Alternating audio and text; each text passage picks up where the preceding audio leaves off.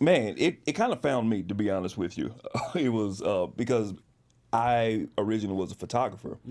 Was a photographer and kind of went into video.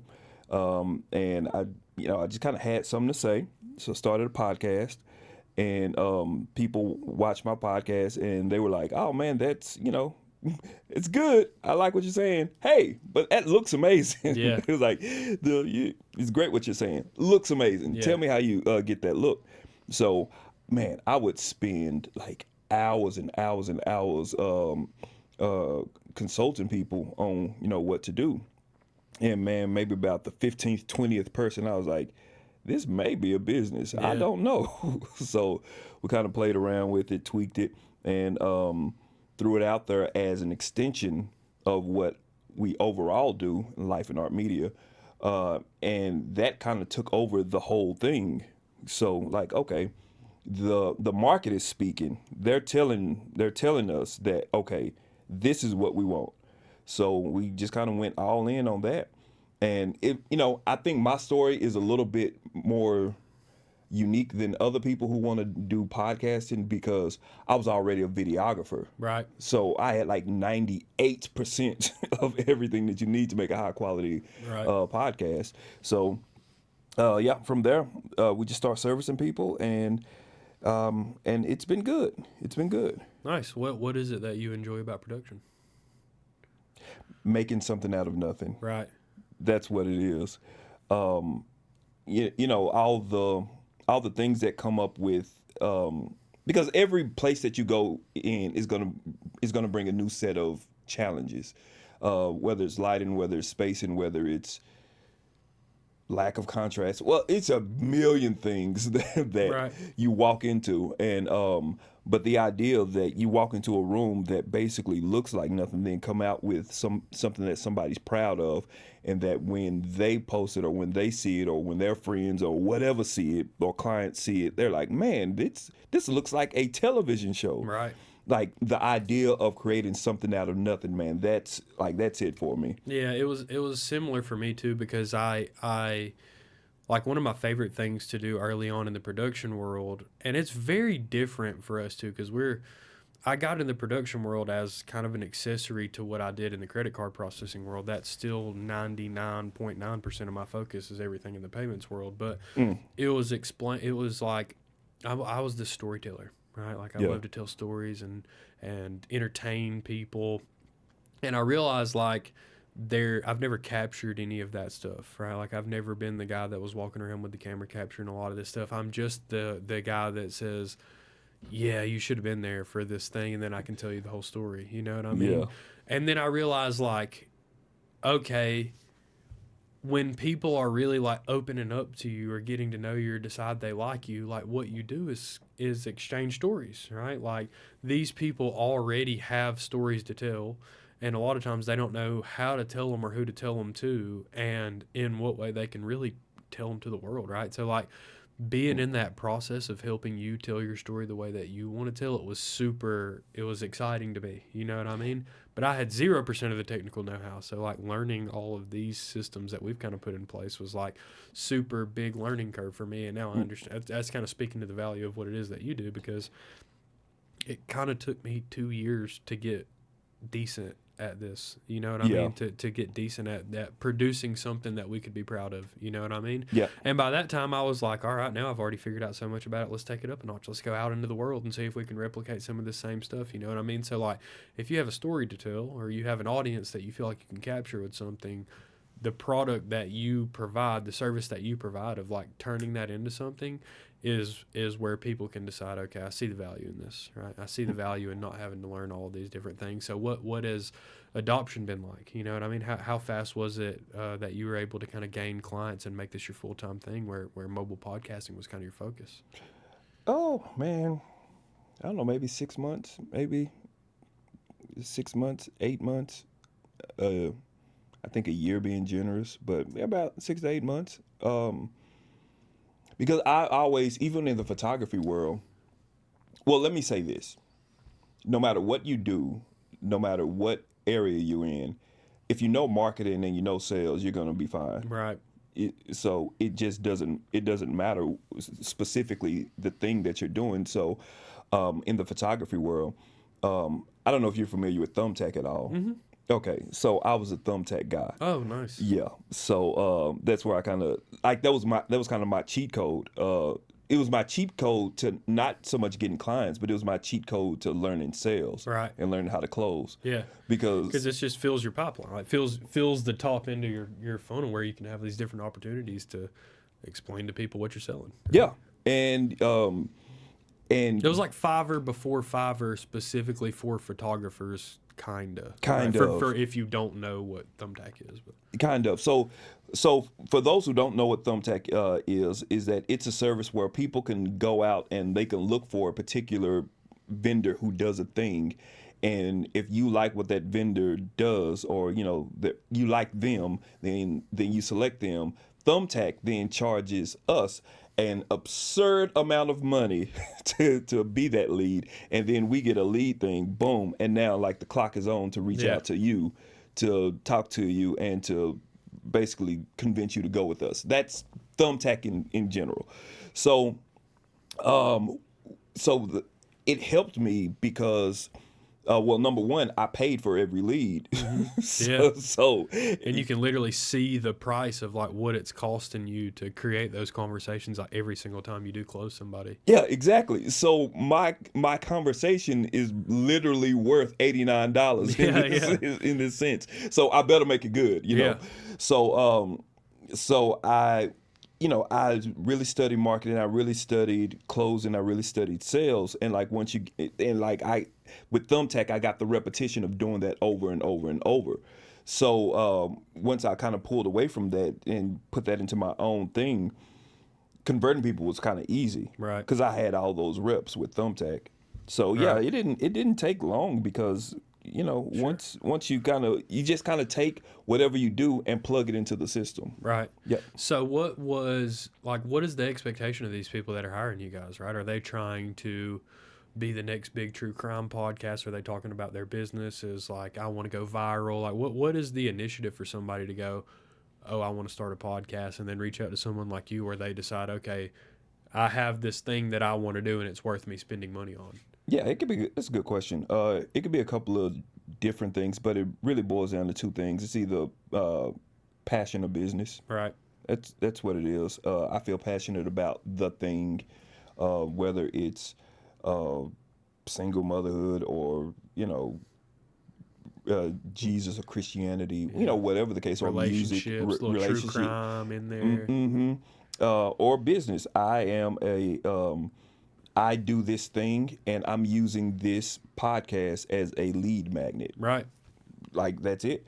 And those are the people who actually work out the most because there's an actual ROI on our interaction. Yeah. Passion is kind of different because, somebody's passionate about a thing and they think, more times than not, they think that they'll put 4 or 5 podcasts out there and then they're going to be Joe Rogan. Right. And then that doesn't happen. And they're like, yeah, I don't know about Not this. everybody in the world is as passionate about that thing as you are. Mm-hmm. I guess that's why Joe Rogan does 20 different topics of podcasts. You know what I mean? So, no, I can understand that. And from your perspective, like, what's kind of been your superpower through this whole process? Like, what is the thing that you guys do particularly well that helps you kind of keep advancing things from a product perspective, or gaining new clients, or charging a higher, a premium price for a similar type of service to different people? Like, what is that thing that keeps you guys moving up?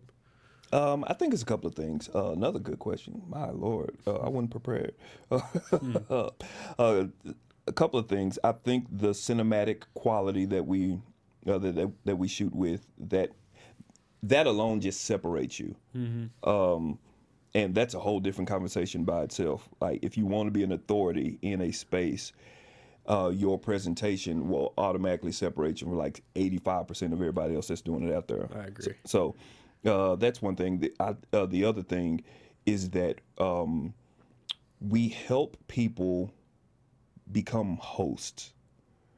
Because most people think that when you're in a podcast, oh man, I'm a great talker. I love talking. I can do this. Man, if you would have heard the group chat, man, if we would have just been hitting record, that would have been a great show. So most people think that, but when you actually hit record and sit somebody down, it's a completely different story.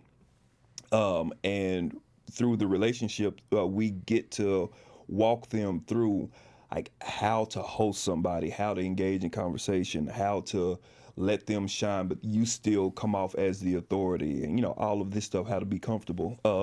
And that's really the reason, and just kind of how to organize and structure some things, like how to find guests, how to make sure guests to stay, Right. all of these things. Establishing a process to the creative side of things. Yeah. Right? Like, here's the boxes we need to check to keep this engine running. Yeah, exactly. Because most don't know. Most There's a big learning curve too. There's a big learning curve, and you can either. I'll say this too. Y'all know where I was going with that. I'll say this. The biggest compliment that I got from more than two of my clients at one time, because I can only handle 5 at one time, me personally. The biggest compliment that I got is that, you're worth every penny, because when I work with you, I get my time back. Right. That's it. Yeah. That's it. Yeah. The ability to do something efficiently makes it valuable. Yeah. Yeah. The because I'll tell you, like, behind the scenes, to double down on what you just said, right? We spend a lot of time in pre-production. We do a lot of time interacting with our guests. I spend a lot of time facilitating, having an engineer here, and having whoever's going to be on the podcast, and whoever is coming in for the podcast, and what does the setup for the room need to be like, and that's pre-production. Yeah. Right. And then we go through the whole process, and let's say that doesn't go great. Right. You're not your normal self that day. Maybe you got to record it again. Maybe I got to touch it up. Maybe I got to cut a lot of stuff out that wasn't good, right? Or we don't want to talk about it, or whatever those things are. We spend time doing the editing process so that we can deliver a product that we feel is valuable for you guys. Yep. Well, now we're talking post-production. Now we're talking, well, now I've got to repurpose it into clips, right? So that I can give you bite-sized amounts that makes you come and check out the full course meal, right? Mm-hmm. I've got to thumbnail it. I've got to color correct. I've got to do all of these different things that lay this product out in a way that make your audience understand what you're showing them. And it is, one, it is time-consuming, right? But two, it is exhausting. It is like the number one easiest thing in the world to get burnout on is that recurring thing that you do that it's kind of hard to track the ROI of, right? In podcast world, it's called pod fade. Yeah. Yeah. Yeah. That's why the average podcast is 7 episodes 7 long. episodes, yes, sir. Right? Like, we hear that all the time. Your episode, like, 415 for us, probably, right? Nice. And we've been able to do 300 in the time that we were able to do the first 100 out of pure learning curve, right? Like, and now we didn't get any of our time back for that. I spent thousands of hours into this thing, you know what I mean? Mm-hmm. And it's just now to a place where I'm able to get some of my time back. So abandon that learning curve. It's not necessary for you. Find someone like yourself that can render that service for you, or just work with you, right? Especially if you're in the Atlanta area, that you can do the thing that generates revenue for you, right? Like that's what we read in these business books, is do the thing that creates revenue for you as often as possible. Like, do that. Let the production people handle the production side, because I promise they know way more, and there's a whole lot more value to escaping learning all that stuff than there is for you learning it, even though it is cool. I learned it because I thought it was cool, right? Like, I can film a wedding, an event, or whatever now. I wanted to know how to do those things for myself, right?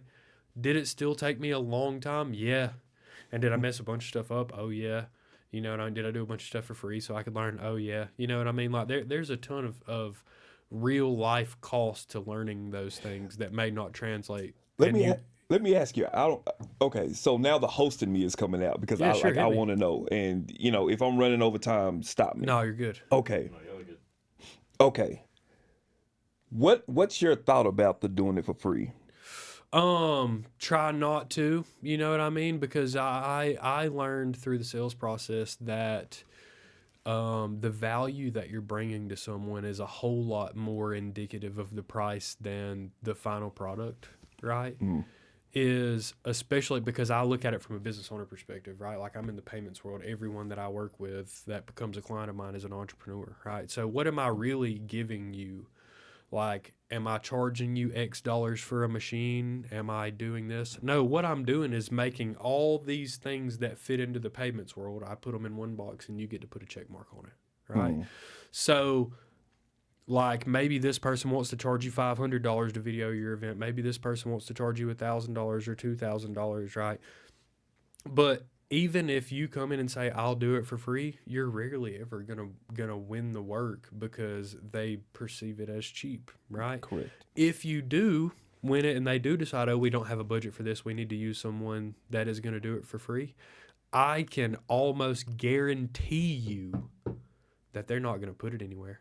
They're going to view it as something that just sits on the shelf. We're not going to put it on our website. We're not going to share it on social media. We're not going to make the most out of this piece of content that we need to be making the most out of because we didn't associate that with any cost in our brain, right? So, like, if you want to do your stuff and do it to work, at least charge them something based on the time. Be like, dude, like, yeah, hey, it's going to take me 10 hours to do this thing. I won't charge you for anything in the production world, but pay me $50 an hour so at least my time's worth something to you. Well, now it's a cost to you, the person that is receiving the product. And it is a cost to me because I'm exchanging that time for you, right? And we're completely taking the art out of it. But at least you know now that I have your attention and you have my attention and we're going to do this thing together, right? Like, I feel like that is the only real way to learn the business side of the production world, right? Like, maybe you can do a little bit of stuff for free. I don't know. You find a nonprofit or you find a charity or you find something that you're passionate about that you want to do it for free. I completely understand that. But it is hard for you to establish real practices in your business if you're giving your service away. That's what I realized over, a decade in the payments world is that, if I set up your merchant account and I'm going to give you a terminal and I'm going to do all this stuff that takes me a bunch of time for free, what I realized is that you find it less valuable. You don't call me back. Maybe you don't want to change systems. Maybe you don't want to go through whatever pain you perceive that to be in your mind. But you put a little skin in the game up front, even if it's $100. Yep. We're going to be able to accomplish a lot together. You're going to answer my phone calls. You're going to decide that, okay, I've spent some money and some time into this. Let's make it happen. Let's make it worth it for me. Right? That is gonna bring your relationship with that people to fruition, and you can see what each other's capable of a lot faster than doing stuff for free. At least that's my perspective. Okay. And How do you feel? okay, and I do get that. I have a different take on it. And like for me, I think the first thing is like, what are we really defining as free? Because you may not give me money, but I may really be after the knowledge that comes through this process and this procedure. Right. That I may not necessarily get. I may not necessarily get somewhere else until I go through the thing of onboarding the client, so on and so forth. So to me, especially when I'm rolling something out new, that's worth way more than probably what I would charge. Right. Because, man, I don't want to make a whole bunch of mistakes on somebody's dollar. Okay, so that's the base. Right. Okay, so assuming that I'm getting knowledge out of the thing, I don't really care if they use it or not because I'm going to use it as a portfolio piece. I'm going to use it as proof of concept, not to build my portfolio like most everybody, not that, but to actually have proof of concept because I think that I'm a good talker. Right. And I think that when I get you on the phone, I can show you the value of it. But at the same time, after we do all of that, then I can say, this is what I do. Right. And they can look at it like, oh, that looks amazing. Right. Okay, let's go forward. So now that one piece of content that I may have done for not in exchange for money, that thing is kind of a proof of concept, a lead magnet to a degree to earn me 4, 5, 6, 7 pieces of business. Right. In that case, I'll do it all day long. Not all day long. Yeah. But if, sometimes it's some days. yeah. So and no, I don't do free stuff. But if I have something new that I'm gonna try to implement, yeah, I'll do a free 1 or 2, free 1 or 2, so I can learn the thing. So that's kind of my, but no, I don't do things just to, oh man, hey, let's collab on something. That's a waste of everybody's time, and I do agree that they don't value it, and they may share it or whatever the case. Yeah.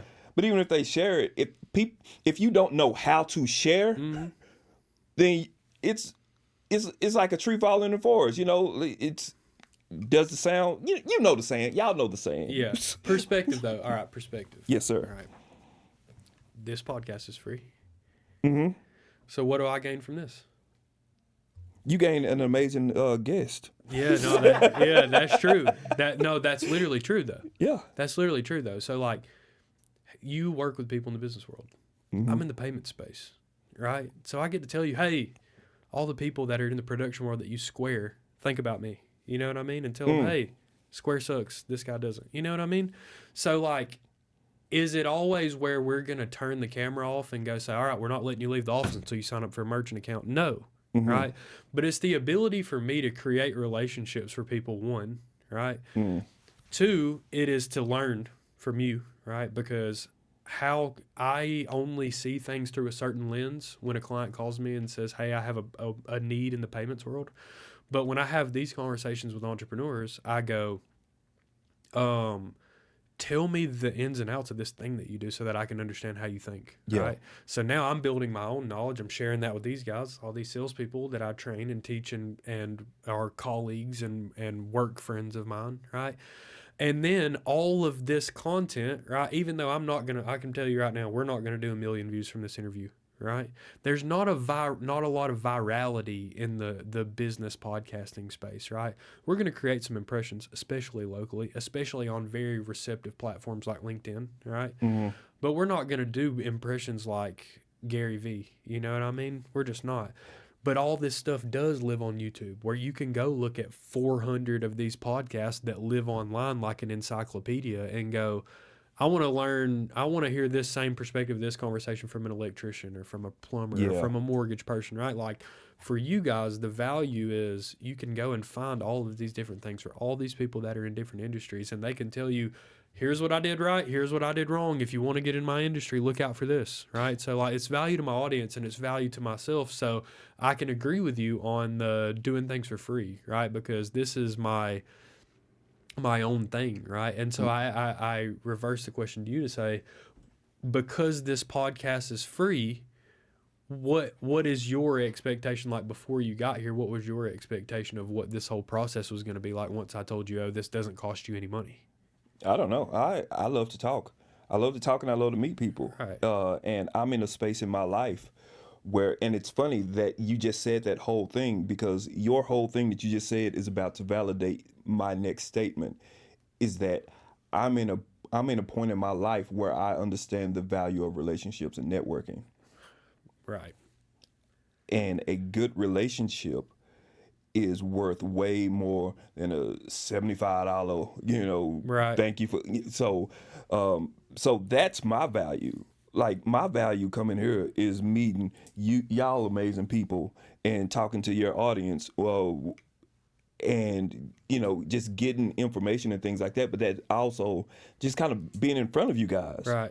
Because a lot of ways that entrepreneurs lose is that they don't leave the house. Right. Yeah. That's just it. Yeah. Like, you got to be in front of people some way or shape or form. Yeah. If you would just go somewhere. Yeah. And there are people that'll do it for you for free. Like, there are people that will say, yeah, this is not contingent on an exchange of money because it's valuable to both of us, right? Like how we met is a wonderful example, right? Correct.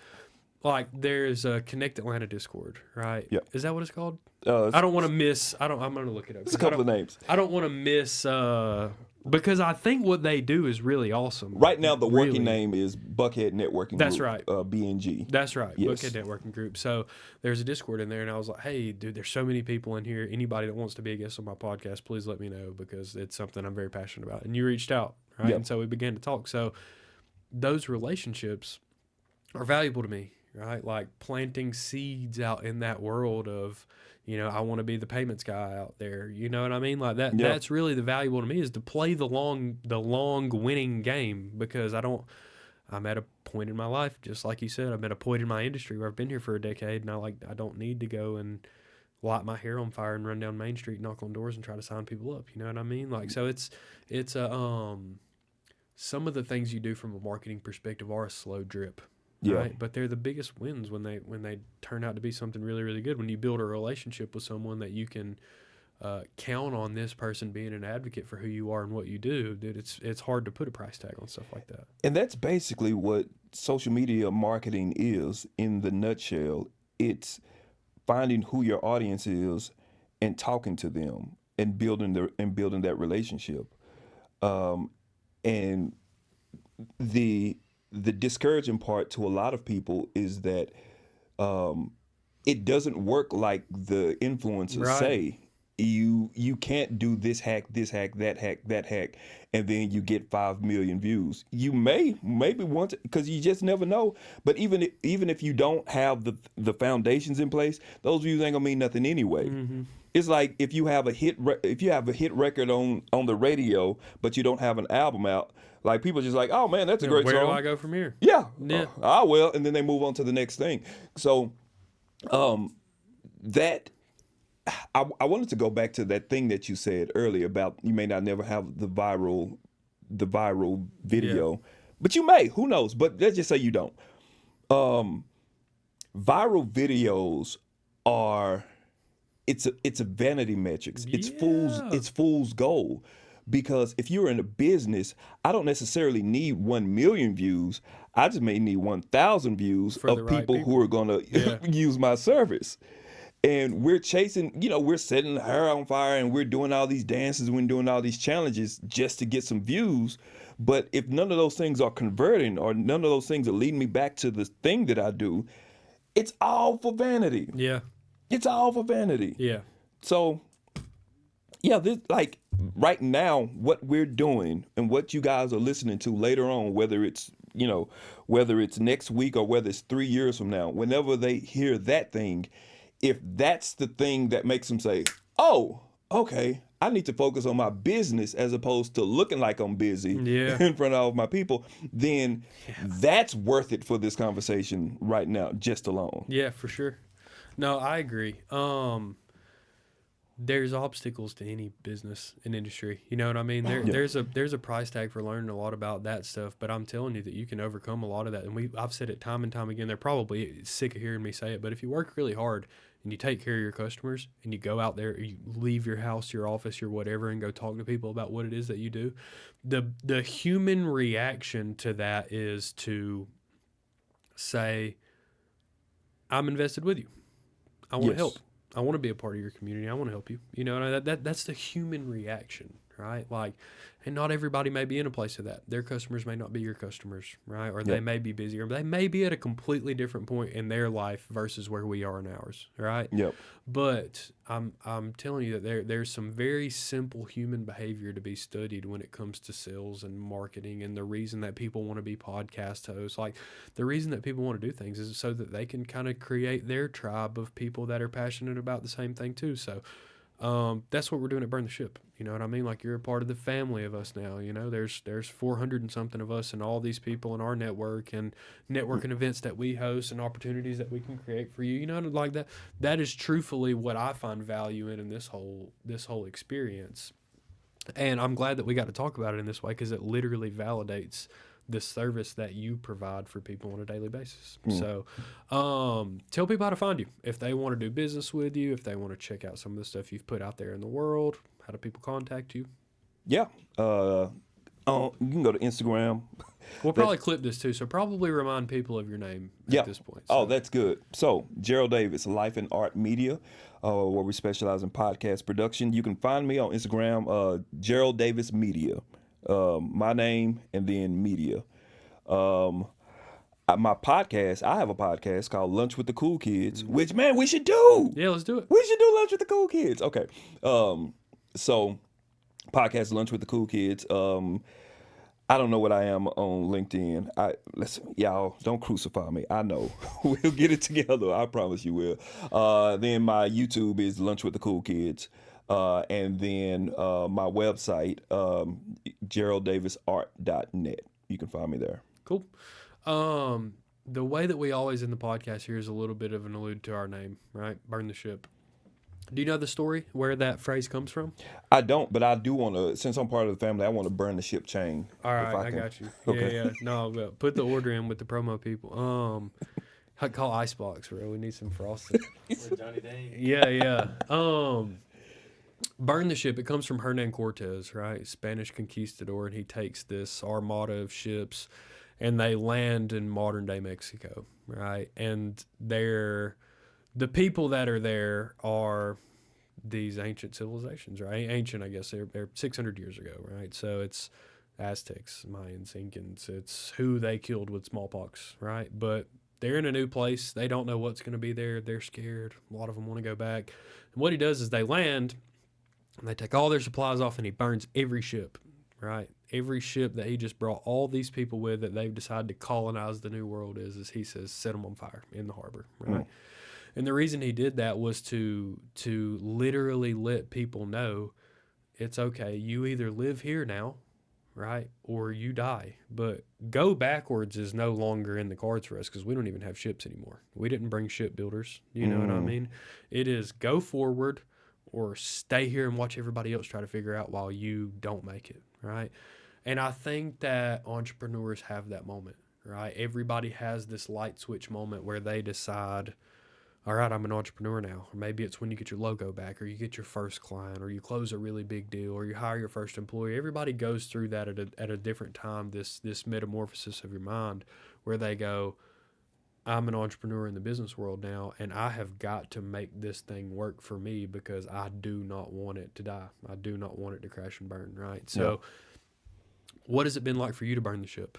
Right. What is this whole entrepreneur journey unlocked for you in life? And for the people that are kicking the can down the road that are always 6 months away from starting their business, why should they be willing to take that same chance? First of all, that is a great story and a great name. My Lord. Thank you. I think I'm going to rethink my name because it's not that good. Oh, man. That's such a good question. I want to answer it in a way that gives some type of value. So I want to lead by saying that I don't think that everybody should be an entrepreneur. Or nobody to have employees. Or nobody have employees. I think that you should start by thinking that I want to be an entrepreneur when you have something valuable to give to the world. Like, you can be passionate about something, but if you don't have a way to monetize it repeatedly, then you setting yourself up for a hard life. Yeah. I was a musician for a very, very, very long time. I guess I still am. And like, that was my passion. Did you sing or did you play an instrument? Both. Oh, really? Mm-hmm. What do you play? Piano. Oh, nice. Yep. I love piano. For a very, very, you play? I play guitar. Oh, cool. Man, we should burn the ship jam session. Play trumpet as well. That was Do you? Oh, yeah, that was what got started. Right. I'm a much better trumpet player than I am guitar player, though. Okay, you're for real musician. Okay, I'll keep going. All right. Yeah. But I had a talent. I was very talented at it. I didn't have a way to have a sustainable way to make income from it. Right. It wasn't until I picked up the camera and I was talented at that, but then people were willing to exchange money for my talent. Right. Like, that's when I was like, oh, okay, now burning the ship is a possibility. So I think that's the first thing, where you have something to offer that people are willing to pay for. That's the first thing. But past that, man, when I really went full time, it was it was the scariest time, but it was, I guess it still is. It's the most fulfilling time of my life. I can't think of any time 20 years in my my W-2 world that I can think that I couldn't go to sleep because I'm thinking about, okay, what am I going to do for the business? How could I do this thing? How could I tweak this thing? I'll wake up ready to go. Like, I've never had that in corporate America. Yeah. Like, ever. Yeah, it snooze your alarm a couple times and you get there with 1 minute to spare. Yeah, and I just roll over and just do the Burman. So, you know, if you're at that point where, like, man, if I just make one more call, I'm gonna lose my mind. I can't. Yeah. You're probably getting close. Yeah. You're probably getting close. I would say, man, entrepreneurship is kind of like having a baby. No matter how much you prepare, you'll never be ready. I've said that before. So, like, get a mentor if you can. Follow somebody closely if you can, and just ask them, like, like, hey, what's the next step? What can I do? That's the easiest way. Uh, if you're like the rest of us, you just kind of burn the ship and just go for it, Yeah. and then learn along the way. But I will say this though: you can only read about doing a push-up for so long. I'm telling you. I'm telling you. No matter how many times you run through that David Goggins book, you got to start running, brother. Yeah, Every now and then. that's it. But the solace that you can take in those words is that it's like I said earlier, man. Everybody wants a tribe. Like there's people out there like myself, like you, like everyone else that's done this Burn the Ship interview that wants to help you through those growing pains. We can't take them away from you. You've got to learn them. And honestly, you've got to learn them for your sake, right? So that you can be mentally invested in this thing that you're doing in a way that makes you decide, I'm going to make this thing work because, now you piss me off. Like now I'm committed to it, But I want to help you. I've learned a lot of stuff from a bunch of different people in a bunch of different industries. We talked about it the other day. We tried to deduce the amount of people that I've talked to about credit card processing, and it has to be 50,000. It can't be lower than 50,000. Right? It is an extraordinary, enormous amount of people that we have touched trying to acquire them as clients in the credit card processing world, right? And we got a bunch of them. We're pretty good at it. You know what I mean? But there are people out there that are willing to share their knowledge and experience with you in a way that really suits, really puts you in a position to be successful, right? Like, I'm not saying that you have to make it as hard as possible. I'm just saying that there's no way for it to be easy. Right? Like it's not easy. It's not easy for anybody. It's not easy for the most successful people in the world. And the other thing that you can take solace in is that all of the people that we interview, myself, the owner of my company, all of the biggest clients that I've ever had, they're normal people, right? Like they go through normal stuff in life. They have normal hobbies. They hunt or they race cars or they go to the beach or they hang out with their family. They're normal people, right? So there's nothing that's separating you, the person that is listening. I would honestly say that because you're listening to this podcast, you're probably more inclined to be a successful entrepreneur. But the reality is that the people that do this really well are just the people that are okay with doing what it takes to learn and having people's back that trust them to render their service and working hard until they can get it right. So that is what I leave you with. If there's anything that you want to leave the audience with, please feel free. But I think we just killed a really good episode. So I think so. Man, this your show. I ain't about to come out. No, hey, I'm just saying, it's your platform as well. If you got something to leave the people with, if you want to give them a piece of advice or whatever that may be, now's your time to preach it, my friend. Oh man, okay. Well, I feel like I have to say something else. So, no, but seriously though, I mean, I appreciate this opportunity to come, to sit on your platform. This is beautiful, man. So much continued success for the people. If I could say one thing, you are two things, and I'll make it short. Thing number one, you're not moving fast enough because you're afraid of embarrassment. I don't want to look stupid in front of my friends because I have a sense of like I have this thing together, and really what you're putting it on social media. So okay, let's really think about this. I don't want to look stupid in front of social media. When you really say that, you're really thinking about like 10 people. Right.